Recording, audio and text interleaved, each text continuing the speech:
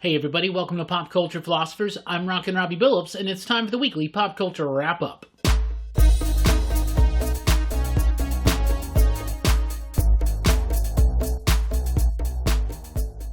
That's right, everybody. Thanks for checking out the video. I'm Rockin Robbie Billups. This is the weekly Pop Culture Wrap-Up. It's the show where I go over the week's pop culture news, mostly comic books and movies. Let's get right into it with some new Dawn of X news. Hellions. Hellions is a new title. They did one of those things Marvel did where they slowly reveal every day a new member. What a weird, wild bunch of characters. You got Havoc and Psylocke and Mr. Sinister. But then you got Wild Child, Nanny, Orphan Maker, Empath, and Scalp Hunter. Most of these characters, a lot of people will not even know who they are, but I am still excited to see how this book is going to go. Aside from Excalibur, I've been pretty much sold on all Dawn of X books. This one's going to be written by Zeb Wells with artwork by Steven Sokovia, so I'm actually very excited to check this out. It's a really weird group of mutants and semi-villains to kind of put on this team, but with the addition especially of Psylocke, Havoc, and Mr. Sinister, I am very excited to see where this is going to go. When the Dawn of X titles, Wave 1, for instance, were first announced on the weekly Pop Culture Wrap-Up or whatever video it was that I was talking about it, I said, this is a weird batch of teams, right? What a weird mix of characters. Well, there you go, right? So we still got some more Dawn of X announcements to come. Still waiting on that X-Corp announcement and the Vita Ayala book and the Moira X book. Maybe one or two of those are one and the same. Who knows? But anyway, Hellions debuts in March of 2020. Vault Comics, extraordinary publisher Vault is.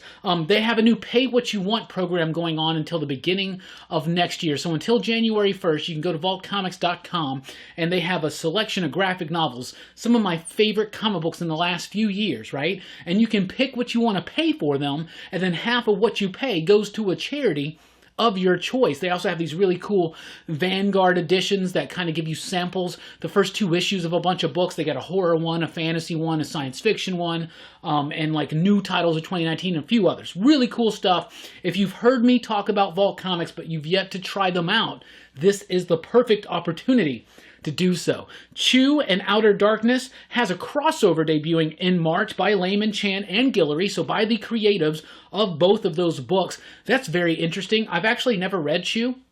I'm a huge Rob Guillory fan, though, especially Farmhand right now, so this is the perfect opportunity to get caught up on Outer Darkness, which I hear so many good things from y'all out there, and also to finally read Chew. So that'd be really cool, because I want to get on board and I want to check out this True Darkness crossover or Outer Darkness crossover, because that seems pretty cool. From Marvel in March, we also have Strange Academy. It's going to be basically like a Doctor Strange school for magic type thing.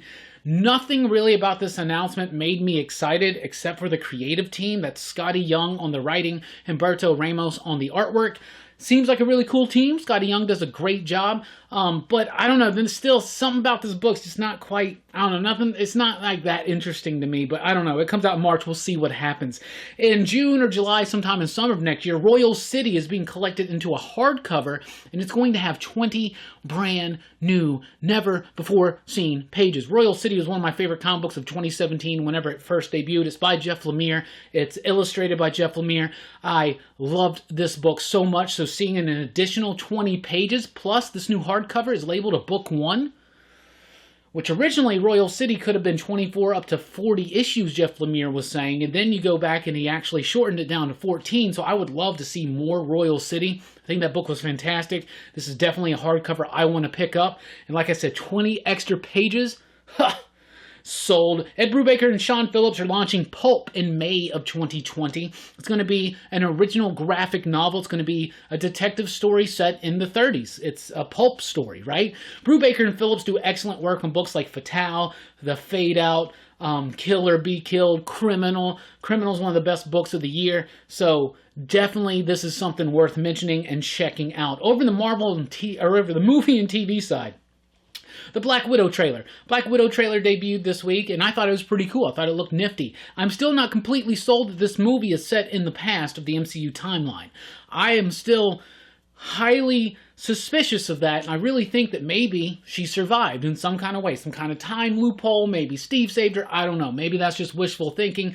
It seems odd to start Phase 4 with a movie that's anchored in the past timeline of the MCU, because they're saying that it takes place between Civil War and Infinity War. I just can't see how that fits, especially with Natasha's look in the trailer. However, the trailer looks great. Yelena seems badass. And definitely Red Guardian. David Harbour as Red Guardian. I'm sold. I'm watching this movie if for no other reason for him, because that looks fantastic. New Bond trailer debut, No Time to Die. A decent Bond trailer. It looks cool. I'm excited. I like the Daniel Craig movies. I think the first three are amazing. I think Spectre is okay, and so I hope that this one's more back like the original three, because I'm a big fan of Casino Royale and Quantum of Solace and Skyfall. So I hope it's a little bit more in tone to that. Seems like a retired Bond has to come out of retirement, deal with some of the new blood, stuff like that. So it seems cool. It seems interesting. So, I mean, we always love a good Bond film, so let's hope it's a good one. The new Mulan trailer debuted this week, and I think this trailer looked pretty cool. I actually like this trailer better than I liked the little teaser trailer that they released a few months ago. Story looks cool. I know it's taken out a lot of the animated characters. It's taken out some of the music and stuff like that. It's going to be approaching it with a little bit more grounded, serious tone, and I'm all for that. It actually looks cool. I haven't actually...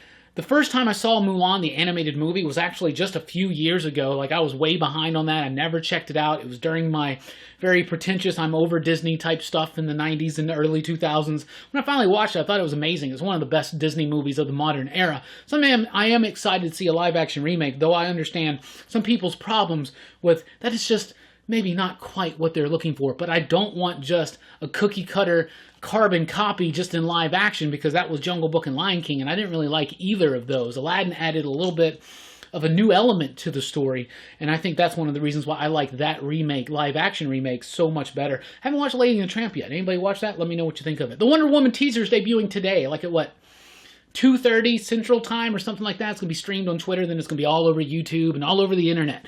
But they did release a teaser to the trailer, which is a really obnoxious kind of idea, I think. I don't know if I've really spoken on this, but like teasers for trailers, I don't know. That's just... whatever. But, you know, the little tease that you saw seems neat. Pay attention to Maxwell Lord and what looks to be Brother Eye out there. And I got to give a shout out to Taylor, who pointed that out on Twitter. And Stargirl. There's a Stargirl teaser. It really shows you nothing. It shows you Stargirl in costume with the Star Rod, but we've already seen that. But it shows you that briefly in live action. Other than that, just a little bit of dialogue, just a snapshot of 4 characters. I really like Stargirl. I think that was one of Jeff Johns' best properties. I really liked that book, Stars and Stripes, and I liked it when she was introduced into the JSA, and she kind of like leveled up a little bit when she got the cosmic rod. I think earlier I said Star Rod. That's weird. That sounds weird, doesn't it? That sounds really weird. Anyway, this teaser didn't do much for me. And then the idea that it's going to be streaming on DC Universe and then jump over to CW makes me think it's a little closer to tone of the CW shows. I hope that's not the case. Obviously, Jeff Johns is working on it, so we'll see. Lock and Key revealed their poster, and that is releasing on Netflix in February of 2020. Lock and Key is an amazing comic book. It's fantastic, by Joe Hill, Gabriel Rodriguez. It's a great horror book, a dark horror fantasy about a family, some interesting ideas and concepts. And if you've read Lock and Key and you see that poster, you get really excited about some head games coming up. Anyway, that is what we got for you this week. What do you think about it? Let me know in the comments down below. Tonight, check us out on Rockin Robbie Live, 7 p.m. U.S. Central Time. We'll be chatting about a lot of stuff, including The Mandalorian, all this news, and even more. We'll take a look at this upcoming week's new comics. And I will be opening up this Dragon Shield Black Ranger that I got from the Lightning Collection. Hasbro's kind of been killing it with these Power Ranger figures. Way better than what they were doing with Power Ranger figures, aside from the figure arts, obviously. But anyway, very excited to open that up and talk about that tonight on Rockin Robbie Live, 7 p.m. U.S. Central Time. So thank you guys so much for checking out the video.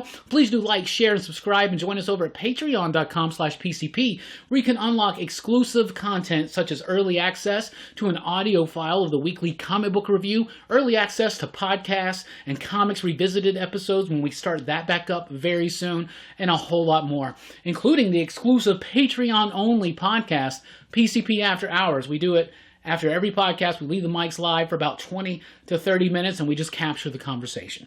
So thank you guys so much for rocking with us. I've been Rockin Robbie Billups. Keep on living and living real.